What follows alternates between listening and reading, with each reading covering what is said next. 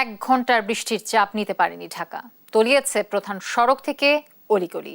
হঠাৎ বৃষ্টিতে Mirpur, new market, green road, পুরান ঢাকা সহ বিভিন্ন এলাকায় তৈরি হয় জলাবদ্ধতা। এতে বিপাকে পড়তে হয়েছে স্কুলগামী শিক্ষার্থী, শ্রমজীবী ও চাকরিজীবীদের। সারা দেশে বৃষ্টি হলেও ঢাকায় সর্বোচ্চ বৃষ্টিপাত রেকর্ড করা হয়েছে 87 মিলিমিটার। আবহাওয়া অধিদপ্তর বলছে দেশে বৃষ্টিপাত অব্যাহত থাকবে আরও 3 দিন। মাইনুদ্দিন আরিফের রিপোর্টে বিস্তারিত।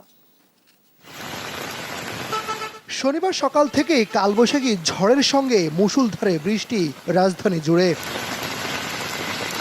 ভোর থেকেই ছিল মেঘের গর্জন। সকাল 7:30টার দিকে নেমে এলো সন্ধ্যার অন্ধকার। কালো মেঘে ঢেকে যায় আকাশ, এরপরে নামে ঝুম বৃষ্টি।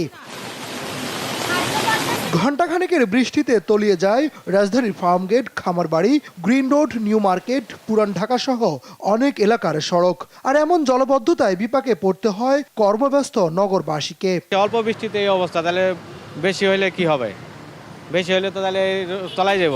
অল্প কিছুক্ষণ বৃষ্টি হয়েছে, প্রায় আধা ঘন্টা হবে না এরকম বৃষ্টি হয়েছে, এর জলবদ্ধ হয়েছে। কোমর সমান পানিতে ডুবে যায় মিরপুর কালশী সড়ক। পানি ঢুকে বন্ধ হয়ে যায় অনেক যানবাহন। মিরপুর 10 মেট্রোর প্রবেশ মুখে জমে এমন পানি। কাজীপাড়া, শেওড়াপাড়া সহ অনেক স্থানে তৈরি হয় জলাবদ্ধতা।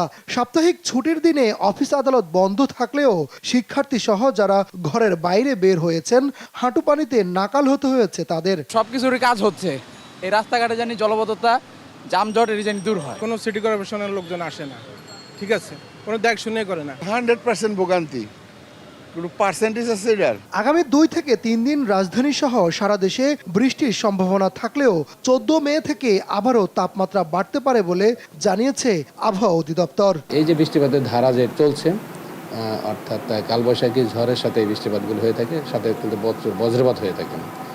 এই বৃষ্টিপাতের ধারাটা আরও 1 দিন বা 2 দিন অব্যাহত থাকবে দেশে বিক্ষিপ্তভাবে, বিচ্ছিন্নভাবে বিভিন্ন অংশে।